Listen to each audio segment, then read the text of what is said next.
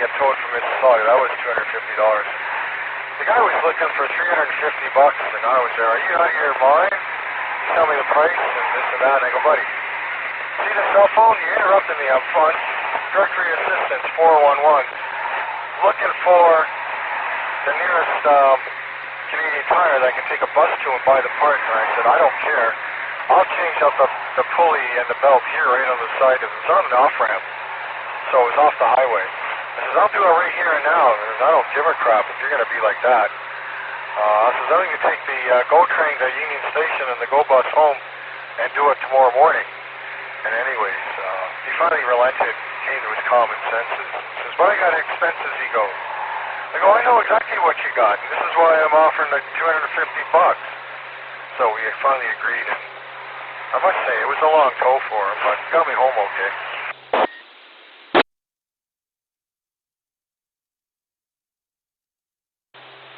Well, I've had CAA for the longest time. I don't remember not ever having it, because I did a lot of running back and forth between Toronto and Peterborough. When I had the Neon, I had to use it about 4 times.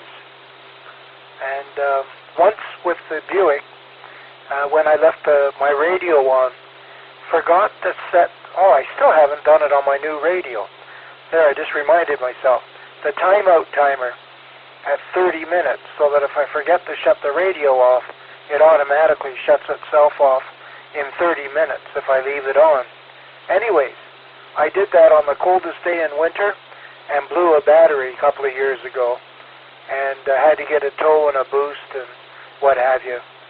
So $100 a year, that's cheap insurance.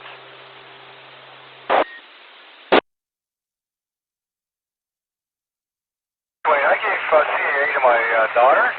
She's got her granddaughter and her fiance's kid. They're both 5 now, right? So I figured, if they break down, they got the 2 girls in the car, 5 years old. I mean, that's going to be a fairly major problem, right? So I got her CAA, but I don't worry about it for myself too much. Mind if I do break down going up north, that's going to be a big disaster. But I'm being lucky, Wayne.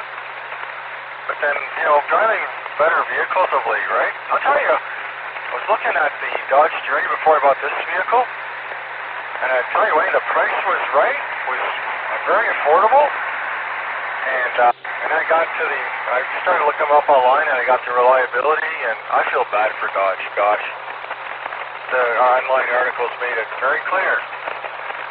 Just because the price is right doesn't mean that the vehicle's going to be worth owning. Don't go there, and so I didn't. But that's a shame they can't get the reliability issue sorted out. Vehicle for the prices.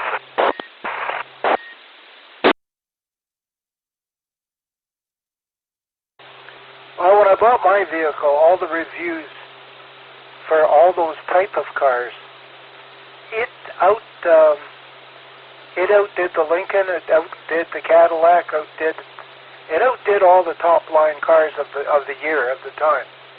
And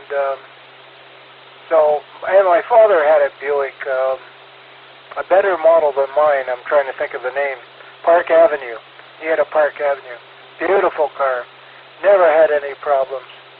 So I had to buy the Buick, and I'm glad I did. All it's cost me over the years is around brakes all round once, and oil changes. So I can't complain about that.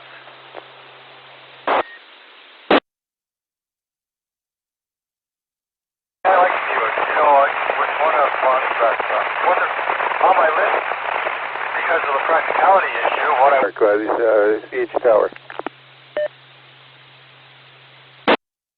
Your big BCDMO.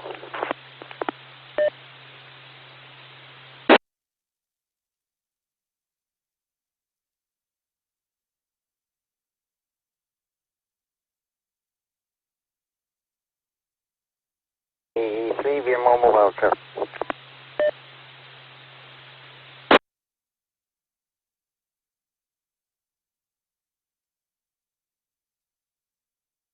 Oh, there you are. Yeah, I'm up at the dog park here by the CH Tower. What do I keep calling it that for? Did you make it home yet? Yeah, I just made it home. I'll go over and grab a burger. I gotta wait till 6:45 for the guy. There's an old road going down here. You wouldn't believe it. It's an old road, and it almost falls off the side of the mountain. Guy's got a house back there, a couple of tanks. I'm gonna get a couple of plastic tanks. QSL. Yeah, here, brother. Intermod coming in. Okay, well, anyway, I don't know if you've ever been down that road. It's just amazing. They let people drive down there, but anyway, it's there. Yeah, I took my dog to the dog park, then a couple of these little wee squirt dogs came, and I thought, well, better get them back in the truck. There's right away they start barking at the big dog. It's stupid.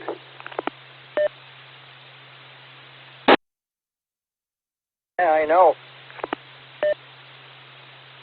Oh, they should have the dog park, one for big dogs and one for small dogs, you know. Boy, they were dumping a lot of garbage here. Wow, I guess they're going to be building houses on top of all this filth and garbage stuff. Oh, yeah.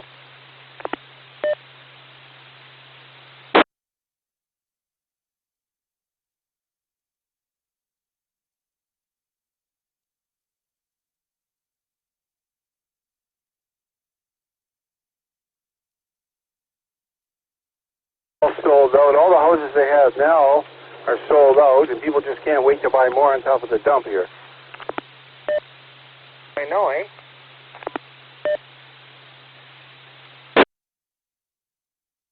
We're going to the dog park. Oh, I know. There's a lot of dump places up there near Mud Street. These new houses here on the one side here, I used to deliver firewood here. The old houses, they've knocked them down. I haven't been up here in a while.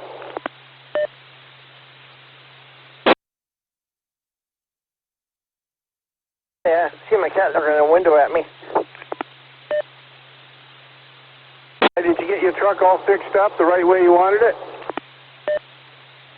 Changed the front bearing on the left side. Still shaking like crazy. I say it's you. I gotta check the tire. Get the tire off to see if there's no big bumps in it. Okay, so you changed it on the side that was vibrating, and it's still vibrating, eh? Yeah, QSL on the right side. Okay, well, you got a new bearing in it. What was wrong with the old bearing? Was it even loose? Yeah, the one you took off was loose. Okay, well, if the tire is a little bit screwed up, yeah, that would. I thought you got a new tire on there.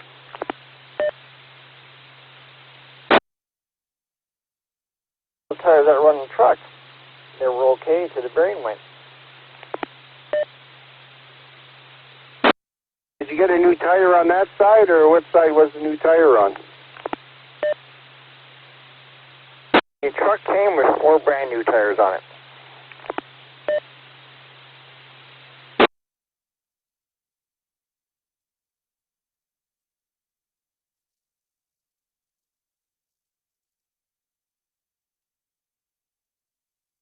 Stop in Wendy's and get a bite to eat while I'm waiting for this guy.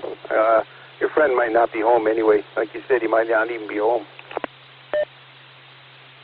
He probably went down to his mom's house by now.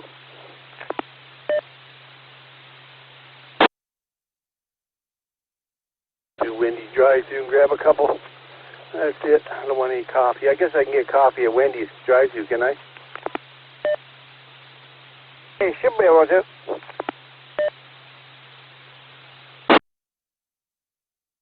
Maybe I got to go around through Tim Hortons drive-thru.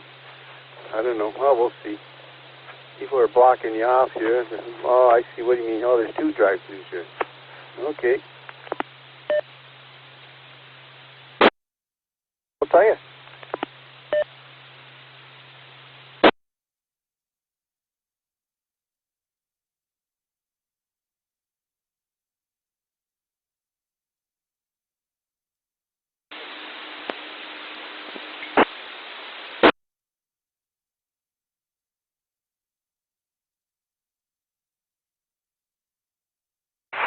And, QSL. Yeah, I'm just sitting in the drive here.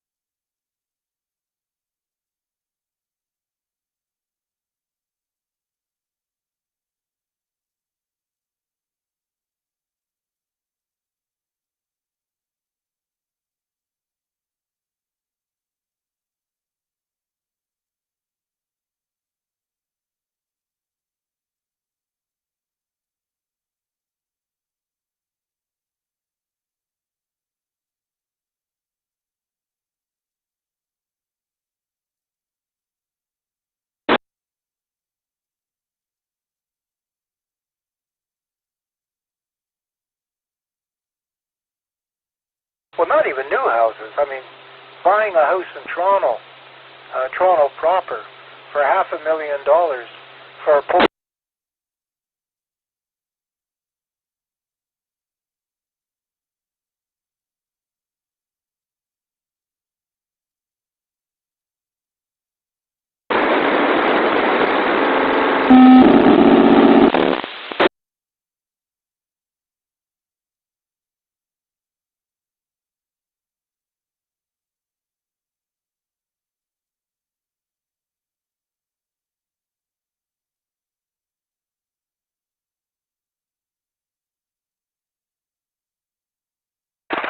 Generally, they sell for all in about $2.5 million.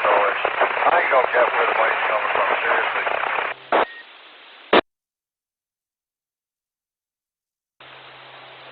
Well, you're driving around the suburbs, and I've noticed this north of Peterborough too, is they put those great big monster houses in there with walkout basements, 4 bedrooms, and they've got a backyard of about 25 feet off the back of the house, and that's the whole property taken up. And huge houses, and the next house is only a couple of feet away from it. I don't know, I don't find that very attractive.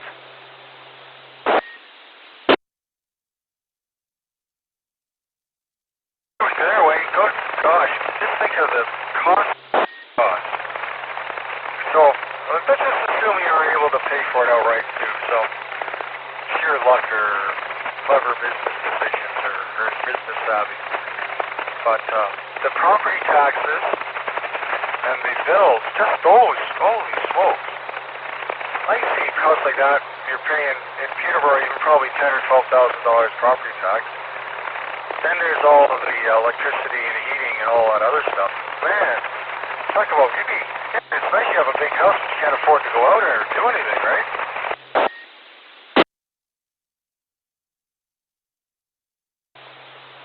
Well, I had a big house when I had that farmhouse in Lindsay, and we had a huge master bedroom, and we had a couch up there and a TV and surround sound, and our bedroom became like a living room, and the kids' rooms were off to the back of the farmhouse. Our bedroom was at the front of the farmhouse, and it was huge, but we only used a quarter of the building. We had back stairs, and I'm the only person that ever used the back stairs in the place. Massive kitchen. And yeah, the heating was pretty astronomical. The house was about 150 years old. And in the wintertime, that old oil burner down in the basement, it ran continuously.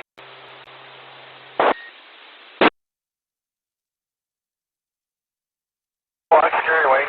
I talked to my wife. She wants to downsize. She had me retired tomorrow and out living in the burbs somewhere, like in the brush, in a nice little home. And I can't do it. It's just not ready yet, right? Although I get so tempted, especially when I'm driving home in traffic like this. It's just like, lose my taste for it. Oh gosh, I forgot where I was going with this comment. But, old house, yeah. Wait, I don't know. The only way I'd ever own one of those if it was gutted right to the joists, however those were constructed, completely redone and insulated, and vapor barrier and all that. Because I remember as a kid, the house I grew up from the time I was 4 till 12. I actually went by that street last year and they tore the house down and put up a ginormous monstrosity of a place. So there you go. That's a surprise, right? And it was a nice sized lot. But I remember as a kid, Wayne, there wasn't a stick of insulation in that house. A bit of black tar paper and that was it.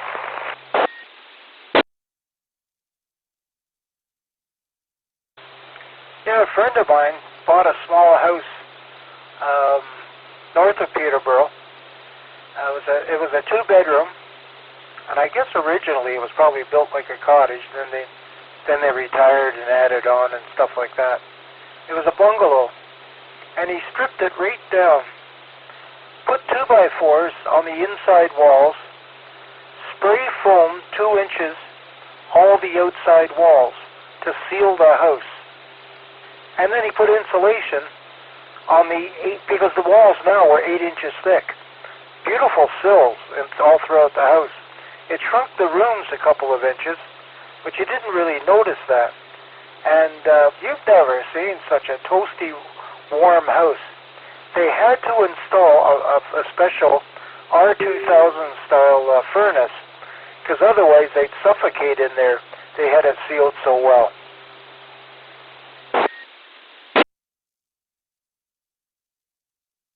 About, I don't know, 15 or 20 years ago, the building codes were really strict on the insulation, and they were building some houses there where I was, and they had to have the air exchangers, to bring in the fresh air, and with the heat recovery units, they recover the heat, so you didn't end up blowing all the heat outside. And those were kind of mandatory, but they've dropped that now for whatever reason. I think that's coming back, though. I'm going to suspect that the insulation and the building codes are going to get a little bit stricter, because, good gosh, see what they're doing with the fire, with the smoke alarms inside of the houses now.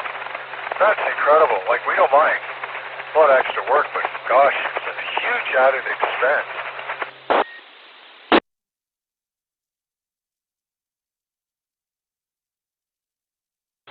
Well, 95, when I went back to university for refrigeration design engineering, so that I could do heat loss and heat gains in houses. And that was in the heyday of the R2000 house, the ones you're talking about, where they sealed them like crazy with the heat exchangers and bringing fresh air in from outside. And, you know, if you exhausted in the bathroom and exhausted in the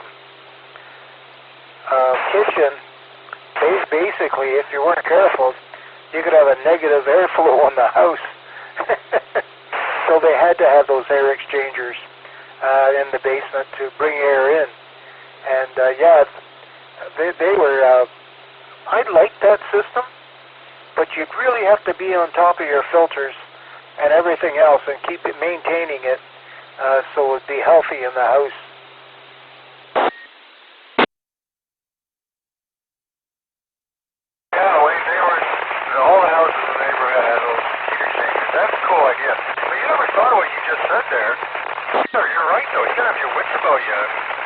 Common sense, they have everything taken care of. I don't know how many people I've heard stories. It's like, furnace is acting up, or it ain't keeping the house warm, or it isn't keeping it cold, or whatever. And furnace guy will go there, and it's like, the filter is plugged right up, solid, and it's like, well, when's the last time you changed the filter?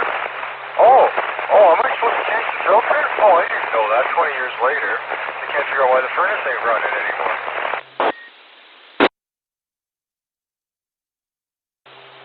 Well, the filters, they had that diamond shape. Actually, it's square, but it's on its end, so it's the shape of a diamond, if you can picture that. Instead of being square to the duct, it was on a diamond, like on one of the corners, with the cold air coming in one side, the hot air going through the other side, and filters in, filters out, and the whole 9 yards. And I'll tell you, I can't tell you how many service calls I did where people installed the filters improperly. The furnaces wouldn't work because of safeties. Or if the airflow wasn't enough, it would shut the furnace down. Like you said, all the safeties and everything else on those furnaces.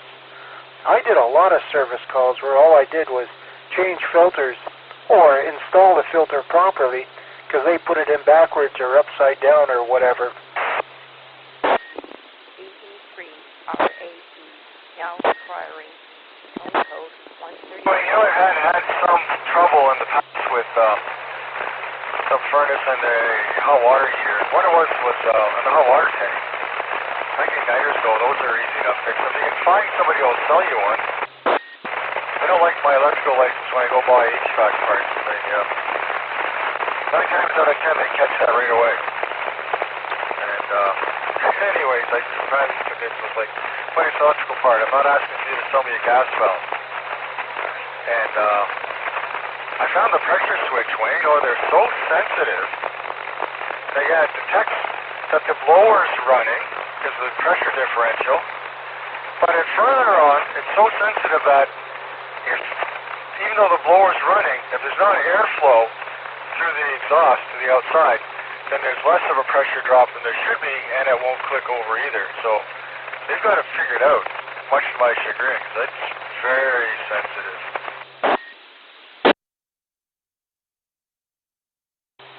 Well, I found back in the day when I was doing service calls that I would go into a house and say, tell me the history of the past 2 weeks.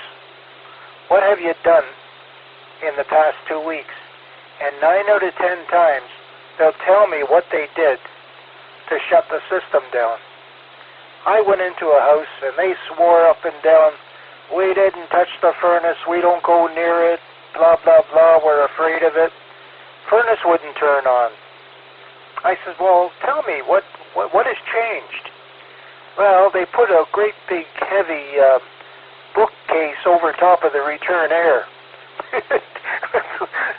And of course the pressure switch just shut her right down.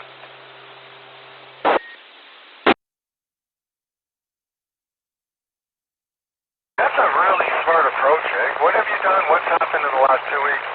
What happened here? What happened there? I think it's a very nice approach. You must have really enjoyed that. Going on service calls and at a different place at a different time. Oh, you never know what one day to the next what you'll be dealing with, eh? I think that's a nice job, if you ask me. Well, most of the places where I worked, I did the service calls. When I was at Fisher Gage in Peterborough, we had 4 plants. And I had a van and I ran around the 4 plants doing nothing but troubleshooting. And then the in-house maintenance guys would do the repair if they were capable of it. But basically, I was just troubleshooting. I had a radio on my side and off I went. Now, it was fun. I enjoyed it. It was interesting. The downside, I was on call 24/7, 365. Didn't always make the wife very happy.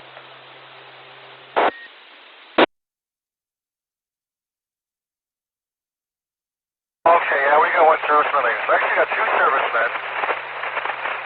The 1 serviceman the supervisor's son, so you know where that's going. Any trouble, call him at night, he never picks up the phone.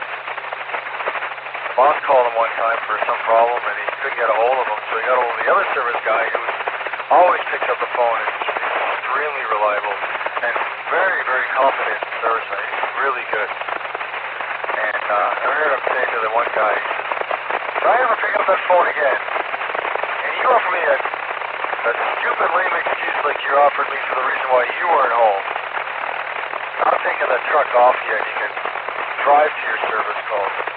Or you just drive from home to here, pick it up and do your calls. They're kind of nose to nose. But I don't blame the boss for taking the approach because it's a privilege to have a vehicle to drive home, eh?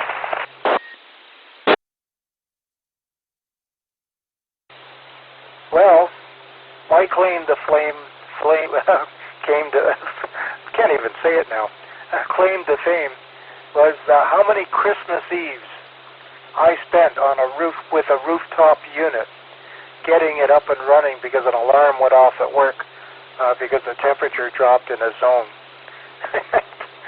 And how many Christmas Eves it was snowing and I was on my knees working on those units.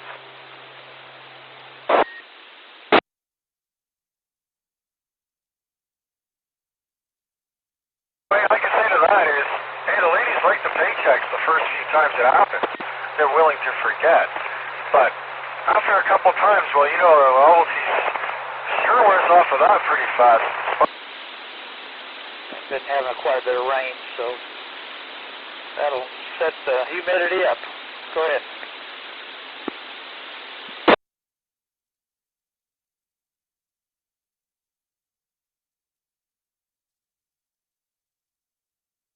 On the humidity.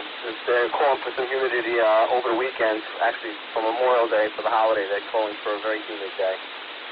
And I don't even have my pool open yet. So it's not happening until the middle of June.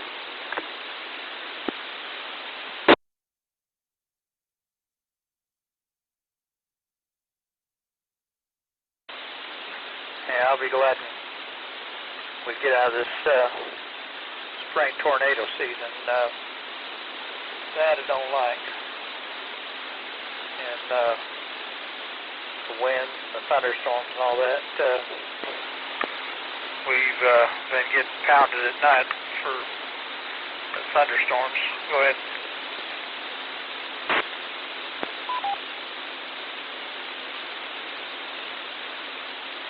Boomers last night, nothing major. That was with 3 days of rain. The temperature started to warm up, and that's when we started getting the thunder and lightning.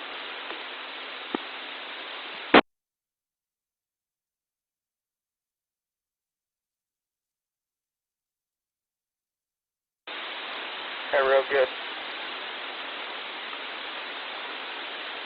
So, what kind of rig do you run there, Glenn? I'm running a Kenwood TMV71A right now.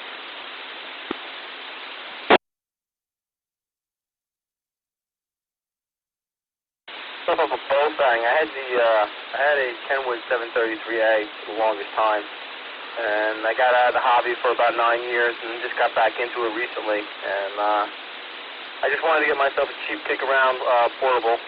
So I'm working the Bofang off the standard battery with it. I think it's 3.5 watts. I got a little mag-mounted antenna out on my electrical panel for now. I don't have anything on the house. But this repeater is fantastic for getting out. You get some really wide coverage with it. You never know where you're going to be talking to. Yeah, it's hooked up to the ILP system, East Coast Reflector. And that covers a lot of area. It really does. Pretty neat system. I like it real well. Well, I'm glad you got an external antenna on the Bofang. That makes a big difference. A handy-talkie, you really need an external antenna. If you try to get into a node or a repeater or something, you're any distance away with a little antenna, man, you're just going to make a bunch of noise.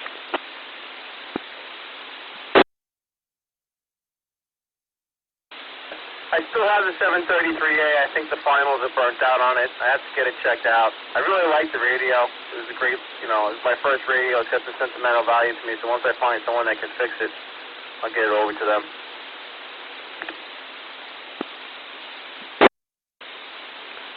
Yeah, good.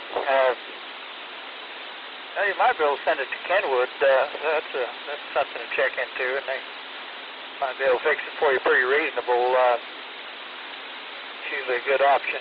But, now I've got a couple of those little Bofangs, and they work great, for around here, close by. I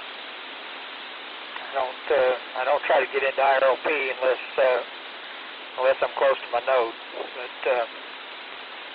anyway, they work pretty good.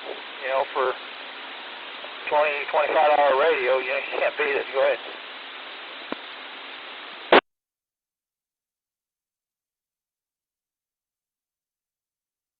There's pretty much a disposable radio.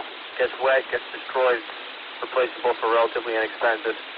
I hate to jump out here real quick, but I got a couple of things on the stove. I'm watching, multitasking here. So I usually just jump in for a little while, catch a quick QSO, and then jump out. This is KB2C, the other clear on your finals. It's nice to make your acquaintance. All right, Glenn. It's good to make your acquaintance too. KB2 TED. This is W5CVE. I'll be monitoring.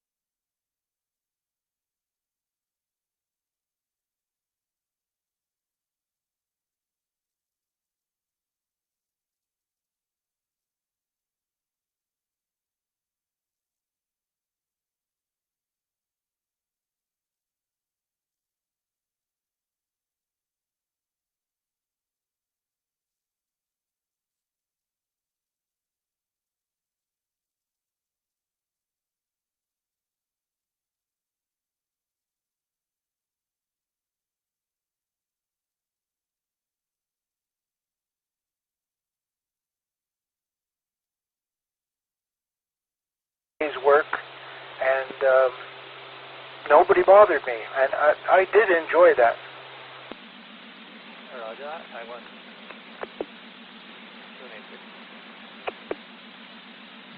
WB2KTQ.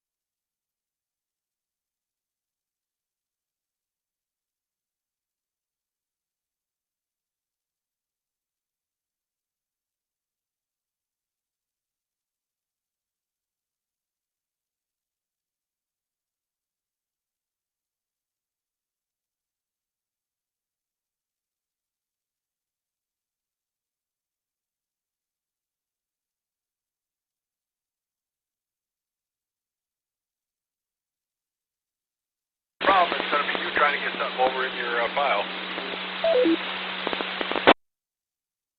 Let me see what I can find here.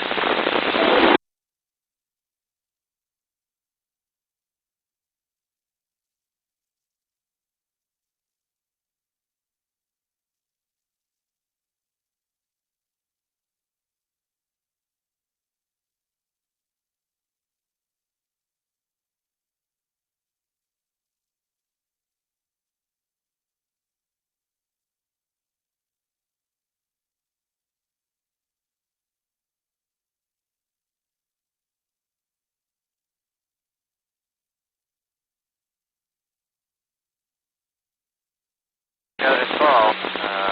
Dragged it over and figured no problem. Whenever you're ready, I'll jump in. Ready, go ahead. I'm ready to go. Ready to go.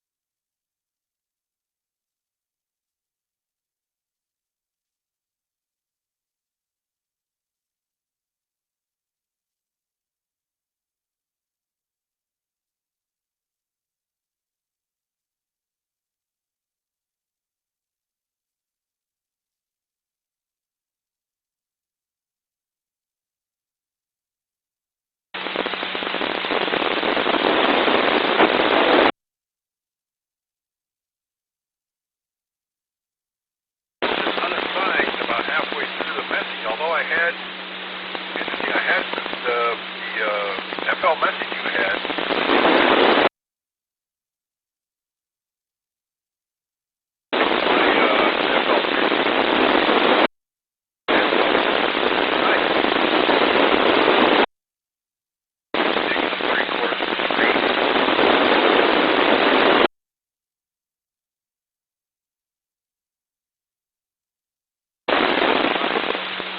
Anyway, that means send it again. I'm not sure what happened there.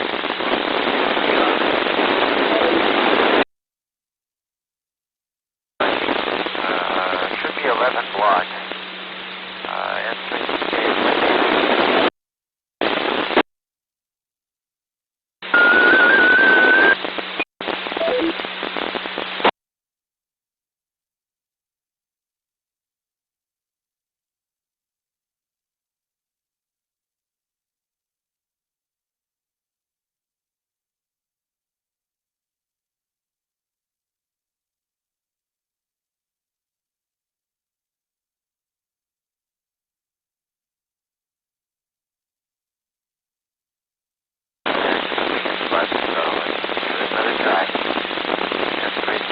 Data. I was full talk when I did transfer.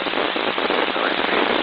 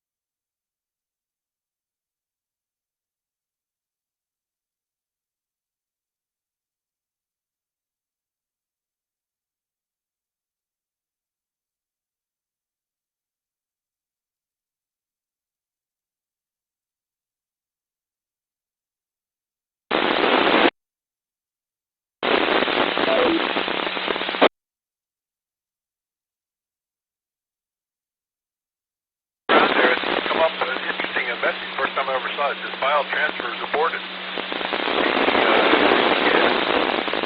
Cool, but anyway, I purposely turned the receipt down on my signal link here. So I dropped a couple of blocks, and lo and behold, I did drop a couple. I'm going to send a report. Then you try the fetch, if we can get those last two jobbers in there. But like I said, I caused this purposely to. Anyway, 84 year old, ready? Well, I'll send you a report first, and then you go ahead and put your fetch. 84 year old.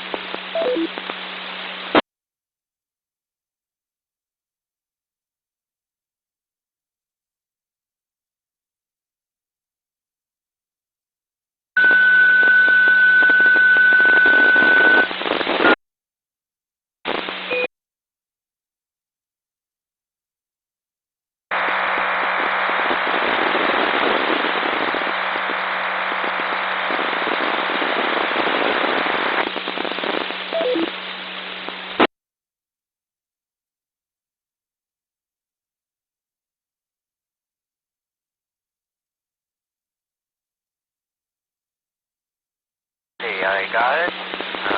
That's it. Showing block 5 and 6 and ready to transmit. Go. CK input data.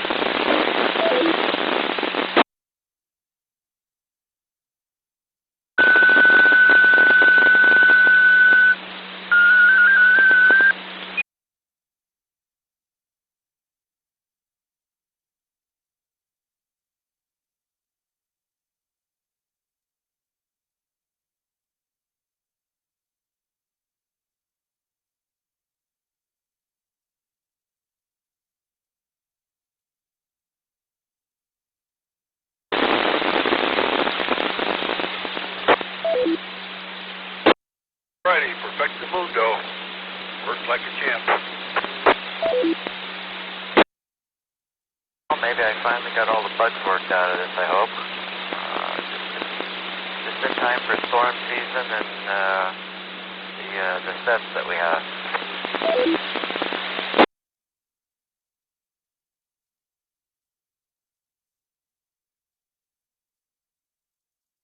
Went over in my file and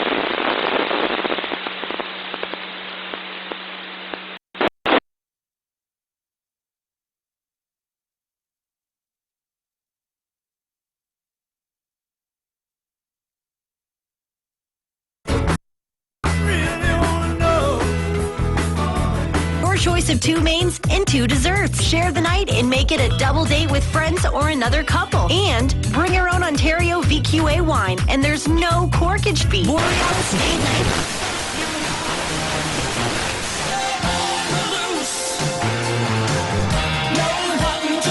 Country 107.3 and also heard on your computer at country1073.ca. That is Mandy Ringdahl and Bobby's Drums. Before that, Bart.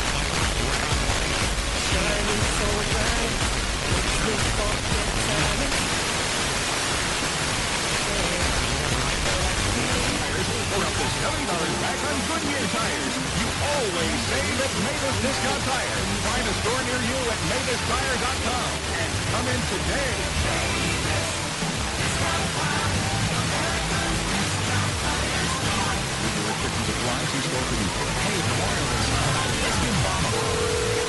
We remote sports. Bob speaking. How can I help you? Hey, Bob. Just wondering if you have any great deals for Memorial Day. You bet we do. I just purchased a truckload of brand new.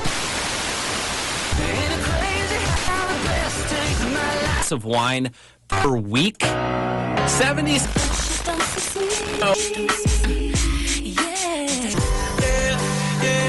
Swimming pools. Gary's got it. Come and get it.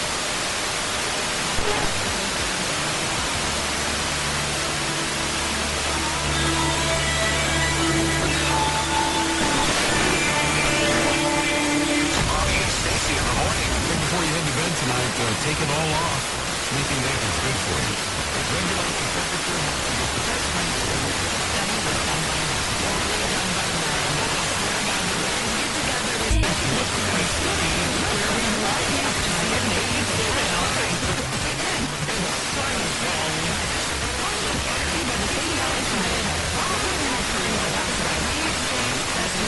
Memorial Day sale has everything you need. Welcome to my house. Welcome to my house. For sale has been extended until May.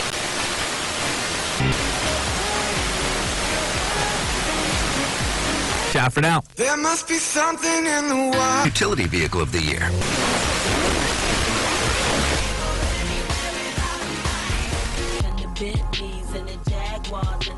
From Newfoundland. On Thursday, June 2nd. Don't know just how to say all the things.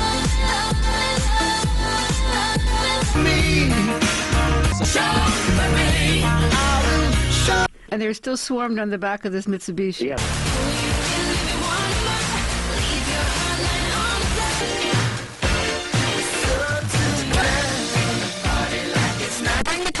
FI Traffic. From the City News Traffic Center, I'm Carrie Prunz.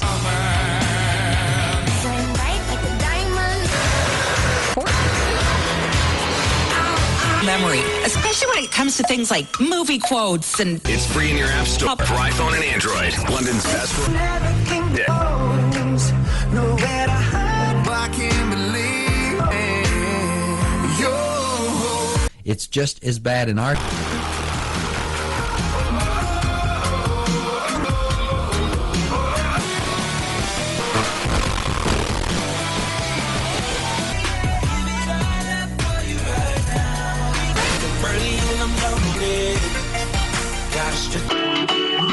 Yeah, hi, this is...